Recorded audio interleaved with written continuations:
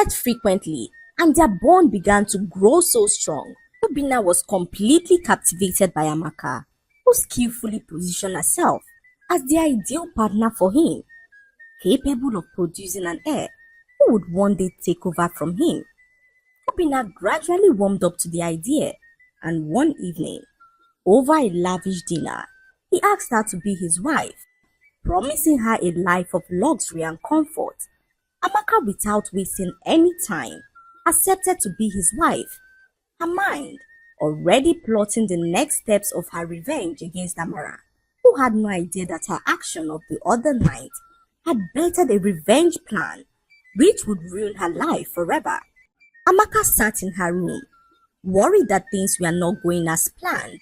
Her younger sister was getting married in a few days, and Amaka could not understand why she was still single at her age. She remembered how she used to dress her younger sister up for school every morning, and now she was getting married before her. Is it that I am cursed? Amaka thought to herself as she heard a loud knock on her door. It was Amuli, who had come to show her the dress that her tailor had just dropped off for her Ibanku, which is the Igbo traditional wedding. Sister Amaka, how do I look? Amuli asked her sister, who could not contain her joy. Her precious little one, as she fondly called her, was getting married, and Amaka, although sad and worried, was so happy to see Amuli all grown up and ready to be married. Amuli's husband-to-be was a very wealthy and respectable man who met Amuli during her graduation ceremony. He was the brother of one of Amuli's friends who picked an interest in her during the graduation event. Would you blame him? Amuli was such a beauty to behold. She was an extremely brilliant girl who graduated with a first-class honor in law and also emerged as the best graduating student from her department. She was so brilliant that she got admission into the university by the age of 14 on a scholarship that was applied to by thousands of people. Not only was she brilliant, she was also an exceptional cook who made the best dishes. Chiadika was captivated by her and had to make her his wife. Amaka could not help but compare herself to her younger sister, who seemed to have the life that she so desired. Amaka struggled most of her life, as she was not as brilliant as Amuli. She had so many carryovers in the university and even had to spend an extra year trying to clear all her outstanding papers. Unlike Amuli, who was so homely and kind, Amaka was the complete opposite. She hated to cook and never saw a reason why a woman should cook for her home when she could have a chef or, worse still, buy food from the local restaurants. The last time Amaka tried to cook a local delicacy to win the heart of a man, he ended up spending days in the toilet. So Amaka decided that it was best for her to stay away from men who expected her to cook as a wife. She was rather focused on attracting a rich man who would be able to pay for the services of a chef, as Amaka could not stand the thought of cooking and doing domestic chores in her husband's home. All the men who came her way were either poor or struggling, and Amaka did not hesitate to turn down their advances.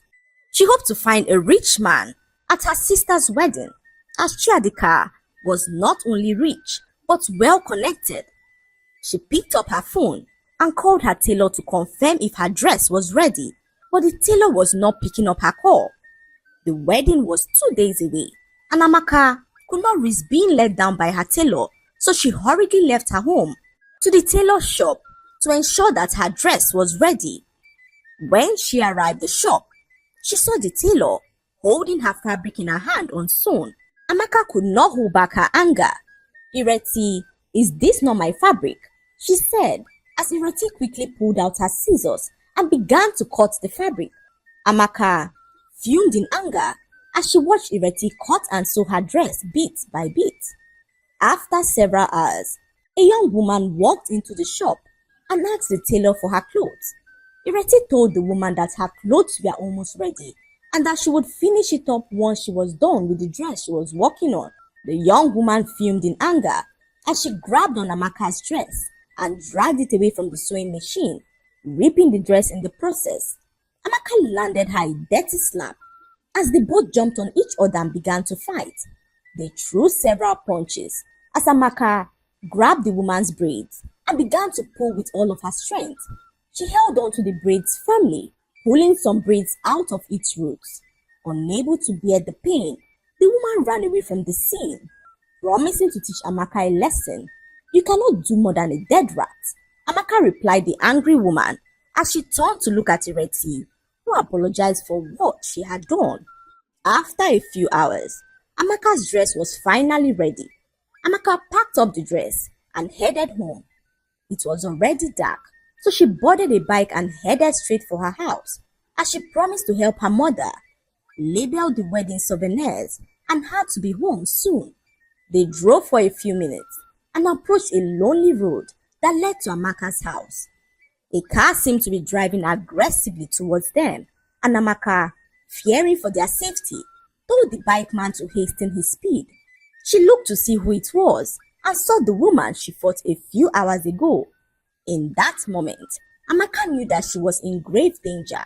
The angry woman chased them for a few minutes as the bikeman drove at the top of his speed. "Madam, we go die this night too," he said to Amaka, who rebuked his statement. Just as they were about making a turn, the angry woman caught up with them and hit them off the road. She reversed her car and drove up before anyone caught sight of her. Amaka struggled for her life as she managed to yell out for help. A young man heard her cry and rushed to help her to the hospital, where she finally passed out. Unfortunately, the bike rider did not survive as he hit his head on a stone and died instantly.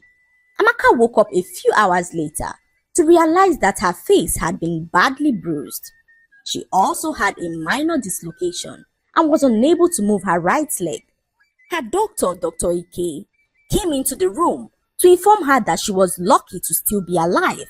He told her that the minor dislocation in her leg would be fixed in a few days. However, the bruise on her face was going to take months to heal. He told Amaka that she had to remain in the hospital for a few weeks for the nurses to monitor the scar to avoid any form of infection. Amaka could not believe her ears. Her sister's long-awaited wedding was only a few hours away, and she could not believe that she was going to be absent. Her plans of meeting her rich husband at the wedding was now distant from reality, and Amaka burst out in tears at the thought of this. Dr. Ike, seeing her in distress, tried to console her. "Amaka," he said gently, "sometimes life has a way of redirecting us when we least expect it. Take this time to heal, both physically and emotionally." Amaka nodded, though her heart was heavy. As she sat there, she reflected on everything that happened and vowed to take revenge. Her sister walked into the room and met the doctor, who updated her on her sister's condition. Anwuli stood next to her sister, reassuring her that everything would be fine. Amaka could not have asked for a better sister. She could see the worry in Anwuli's eyes as she offered to sleep by her side all night. "Anwuli, your wedding is tomorrow, and you need to be well rested for the occasion. You should return home and sleep, as I promised to look after myself. I am sorry I won't be there by your side. Just know that I'll be there in spirit." Tears dropped from Anwuli's eyes as she looked at her sister's face, which was now badly scarred. She spent a few minutes at the hospital and returned home to rest for the wedding. The next morning, Amaka's friend Oni came to the hospital and was so furious to hear all that had happened. She told Amaka that they had to find the woman who put her in this condition to ensure that they make her pay. Amaka told Oni that her tailor Ereti knew who the woman was, as that was where she met her. Oni promised to do her investigations to find out who this woman was and where she lived. She spent a few hours with Amaka and was told to leave by the nurses, as visiting hours had now come to an end. The next day, Oni returned and informed Amaka that the woman behind her accident was the wife of Obinna Ode, an oil tycoon who was well known for his vast wealth. He was the youngest billionaire in the state, rumored to own several companies and oil wells around the country. His wife Amara was a troublesome woman who went around oppressing people because she believed that her husband's money could get her out of any trouble.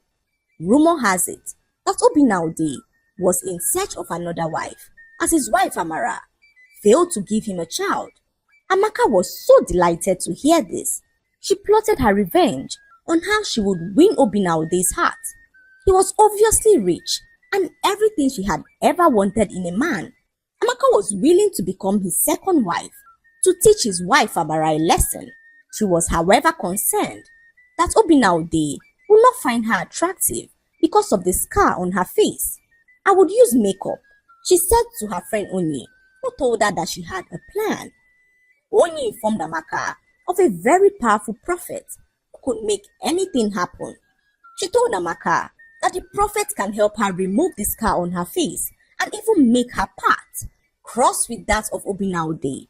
Amaka was glad to hear the news. She was, however, skeptical of the prophet's powers, but Onyi convinced her that there was nothing diabolical about the prophet, whose powers were natural as he was born with them. Later that day, Dr. Ike walked into her room to check on her scars. "They are healing beautifully," he said to Amaka, who told him that she wanted to be discharged. Dr. Ike warned her against doing so, but Amaka was so adamant as she could not wait to put her plans in motion. Dr. Ike, seeing her persistence, told her that he would only agree to discharge her if she permitted him to drop by her house once in a while to check on the scar, and Amaka agreed because she was so desperate to leave the hospital. Her discharge papers were processed and Amaka left the hospital after a few days of being admitted. The dislocation on her leg had gone, and all Amaka was worried about was the scar on her face.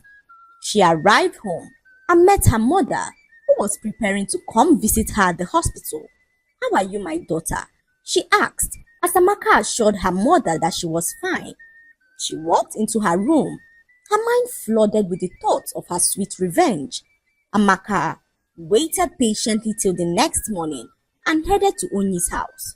They had made plans to visit the prophet that morning, but for some reason, heavy rain began to fall, with scary thunderclaps that made it impossible for them to visit the prophet. Later that evening, when Amaka returned home, she met Dr. Ike, who had been waiting for her for hours.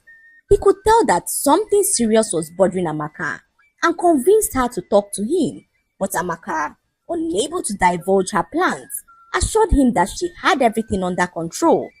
Dr. Ike found it hard to believe, but decided not to press further as he examined her scars and left her home. Amaka retired to bed and heard a knock on her door.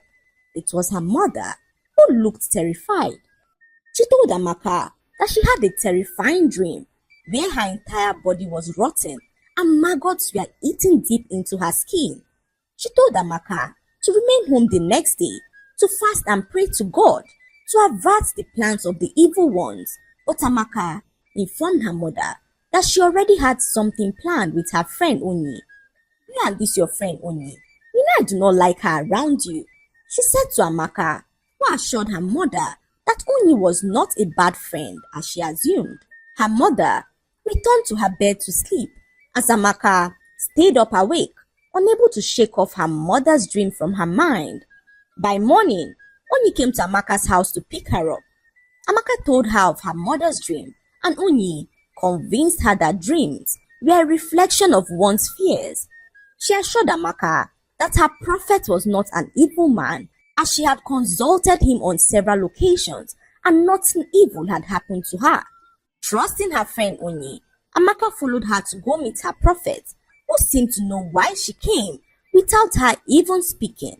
He handed her his special miracle soap, which she was to use to wash her face every night for 7 nights, saying that after the 7th night, her scars would be gone. He also told Amaka to visit a certain restaurant on the 8th day by 4 in the evening, and that she will meet Obinaude, who will be captivated by her.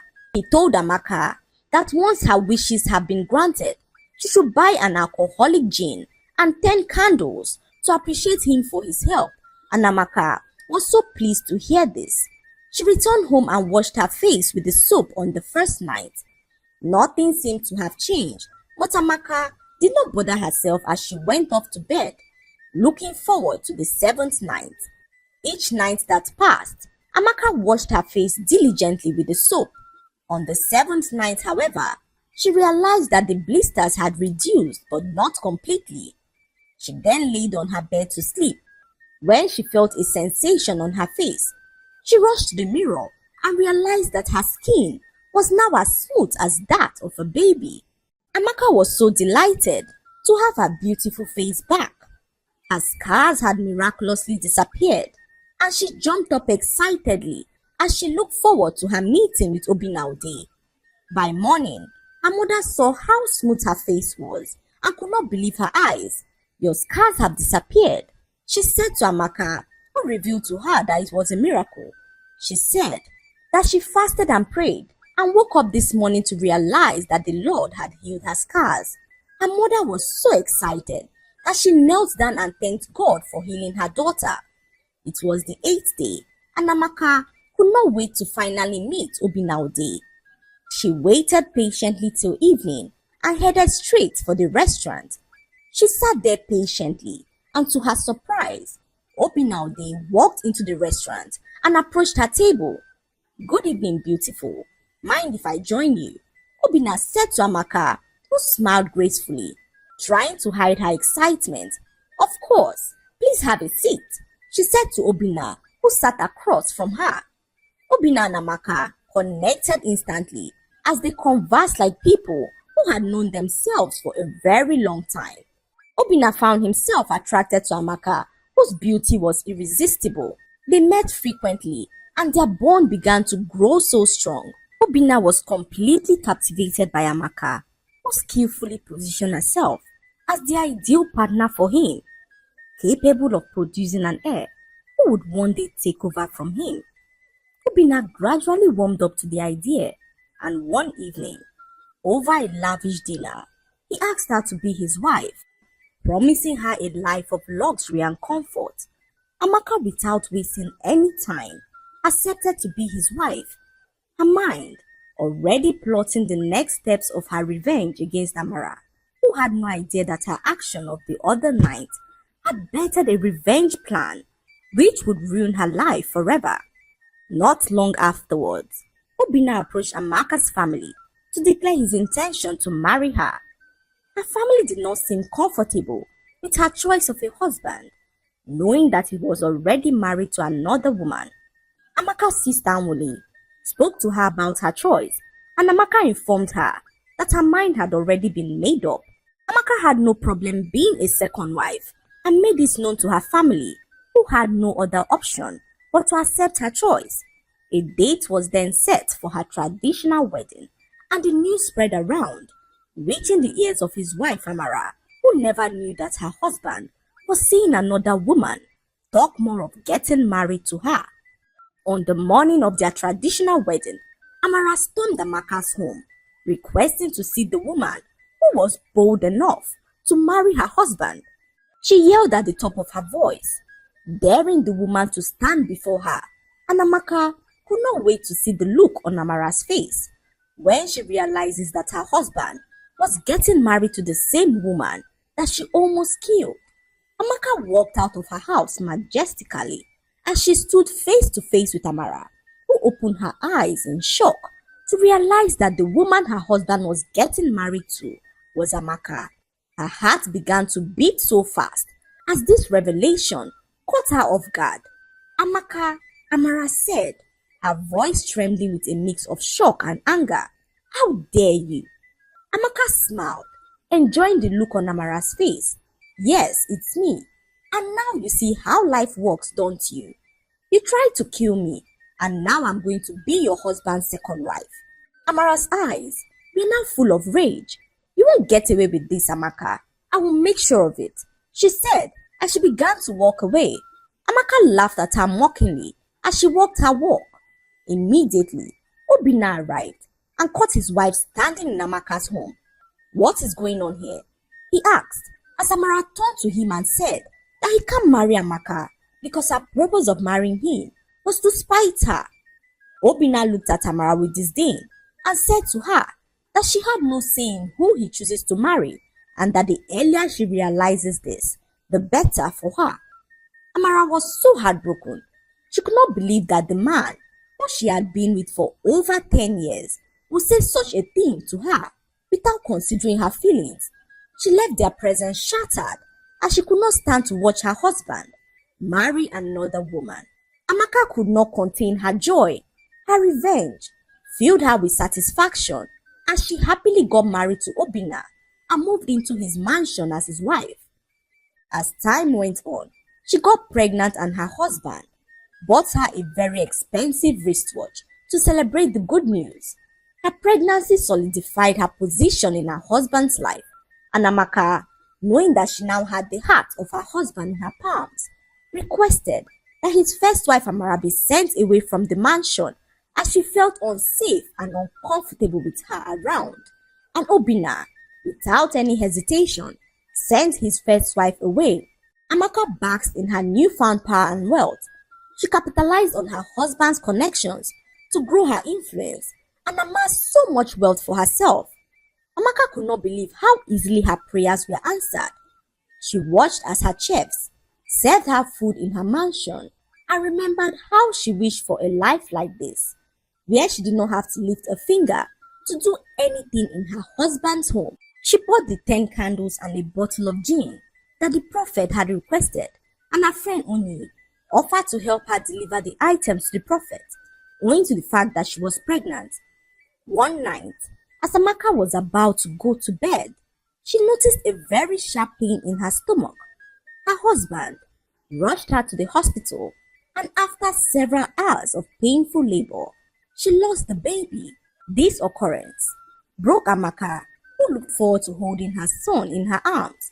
Her husband Obina, seeing the pain in her eyes, comforted her as he assured her that everything would be fine. Amaka's heart was so heavy as she watched her milk overflow with no baby to latch on it. She walked into her baby's nursery and saw all the beautiful items she had picked out for her son, who died even before he was born. Amaka prayed to God to give her another child because the pain was too much to bear. Before she knew what was happening, she got pregnant again. This was a few weeks after her painful stillbirth, and Amaka could not believe her eyes. She broke the news to her husband, who bought her an expensive necklace to celebrate the fantastic news. It was another boy, and Amaka could not contain her joy. She began to glow again and was at the peak of her happiness, believing that she now had everything that she ever wanted. However, this was not the case, as strange things began to happen to her. She woke up one night oozing of alcohol and wondered who could have spilled the alcohol on her body. She was heavily pregnant and knew that she hadn't taken alcohol in months. Her husband Obina woke up to the strong smell of alcohol. He was so furious and asked why she would ever think of drinking any form of alcohol, knowing that she was pregnant. Amaka tried to explain to him, but Obina cautioned her that if anything happened to the pregnancy, he would hold her responsible. Amaka sat there confused, as she knew that she had not taken any form of alcohol in months. Morning came, and Amaka could not stop thinking about the strange incident that happened the previous night. She spoke to her friend Uni, who told her that what happened might be an attack from Amara, who was trying to put confusion between her husband and herself. That's true, Amaka said, as she began to think of what to do. She paid Amara a visit to confront her for trying to cause problems in her marriage. Amara was so shocked to see Amaka in her home. "What are you doing here?" she asked angrily, as Amaka accused her of trying to sabotage her marriage with Obina. Amara opened her eyes in disbelief as she told Amaka that she had no interest in her miserable life. "You took everything from me. Why would I waste my time trying to ruin something that's already cursed?"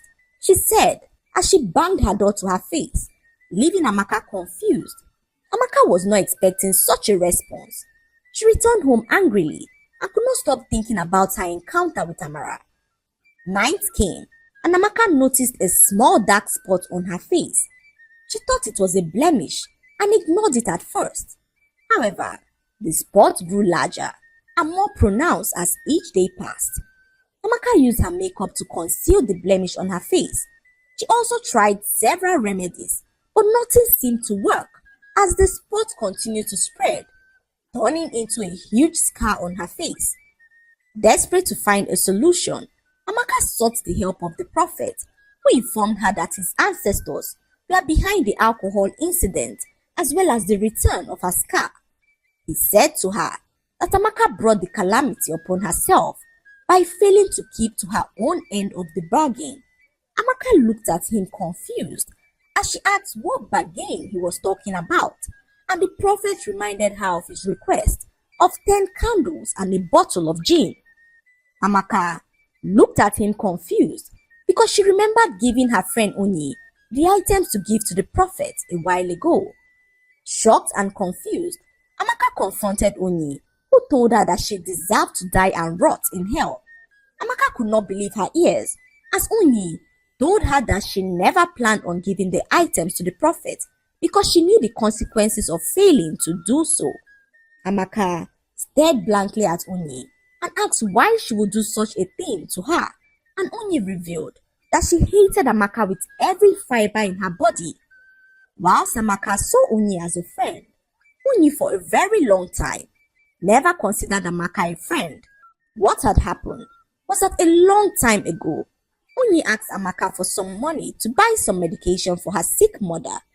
Amaka told Onyi that she had no money, so Onyi moved around, begging everyone she could ever think of, but no one was willing to give her the money. So she approached one of her uncles, who took advantage of her before giving her the money that she asked. By the time Onyi got the medication for her mother, she realized that her mother had died. Onyi was so devastated and blamed herself for the death of her mother. If only I ran faster, Mama would not have died, she said to herself as she burst out in tears and begged her mother to come back to life. Unable to withstand the sadness that she felt, she decided to visit Amaka to break the bad news to her.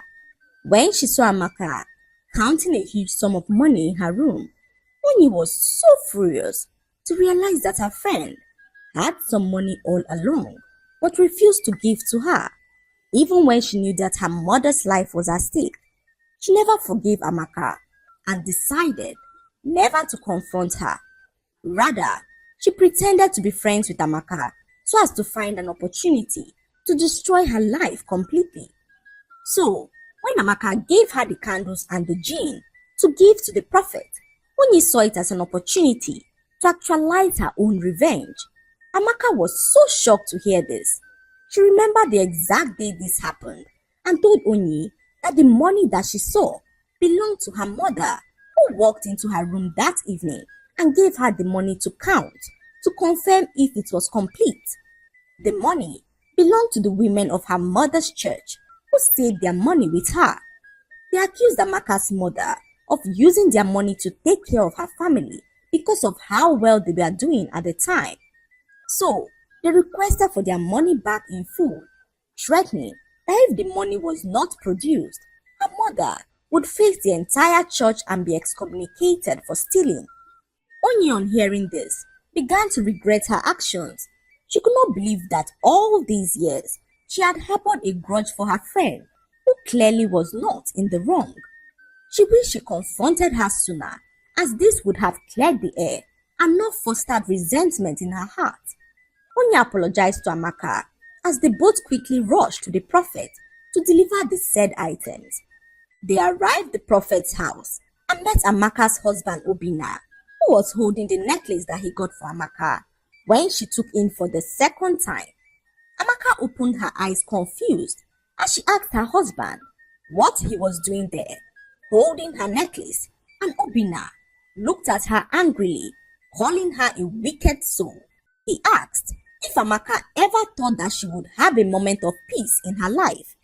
Amaka stood there as she watched her husband speak to her with so much disdain. What did I do? Amaka asked, as her husband accused her of killing his only brother Obiora. Amaka's eyes opened in shock, as she never knew that Obina was Obiora's brother.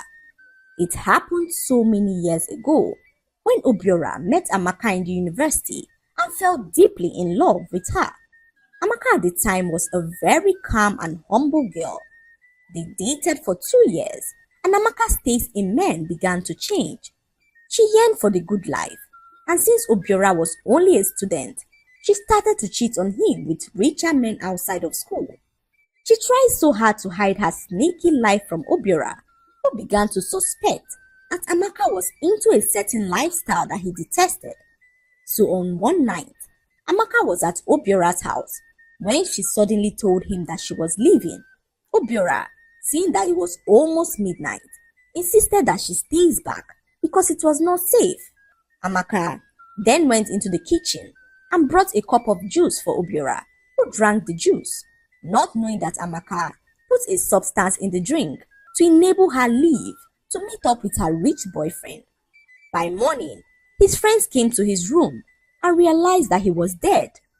Amaka, on hearing the news, denied ever being in his room that night. After a fruitless investigation, the case was swept under the carpet, and Amaka continued to live her life as if nothing had happened. What she did not know was that his old mother slumped and died a few days after burying her son. Obina buried his brother and mother in a space of 1 week and decided to investigate the cause of his brother's death. He was then told that his brother's girlfriend Amaka killed Obiora for her selfish desires. Amaka burst out in tears as she never knew the gravity of what she had done. She pleaded for Obina's forgiveness, and Obina told her that it was already too late, as he had already taken his own pound of flesh. He told her never to come close to his home again. Amaka pleaded with him and asked what would happen to their baby, and Obina looked her in the eyes and said that the baby was not his. Amaka shone her eyes in shock as she tried to understand what he was talking about. Obina then revealed to her that all the while she had been sleeping with another man, thinking that it was him. He paid a man who had a similar build as him to get her pregnant so that he can make her lose the pregnancies and go through so much pain and torment. It was then that Amaka understood why Obina told her that he enjoyed sleeping with his woman in silence and complete darkness. She could not believe that she had been sleeping with another man, thinking that it was her husband. Amaka stood there frozen as she felt a watery substance pour down her legs. Her baby was gone, and Amaka could feel her heart shatter into a million pieces. Amaka looked straight at Obina, who held up her necklace and told her that all the gifts he had ever given to her were the channels he used to inflict pain on her. Amaka staggered as she left the prophet's home with her friend Oni. She could not believe that her revenge for Amara put her in the hands of her greatest enemy, who she never knew existed till now. Amaka, for all these months, believed that Obina chased his wife away because of how much he loved her. What she did not know was that Amara had been cheating on Obina with several men for so many years. He already made up his mind to send her away, so when Amaka requested for it, he approved her request without thinking twice. Amaka was so lost and broken. She could not believe that the man who showered her with so much love was the same man behind her tears and torment. In that moment, Amaka regretted everything that she had ever done.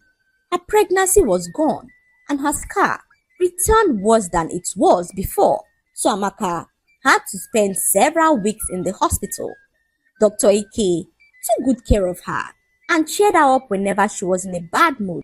He took good care of her wound, which healed completely after several months.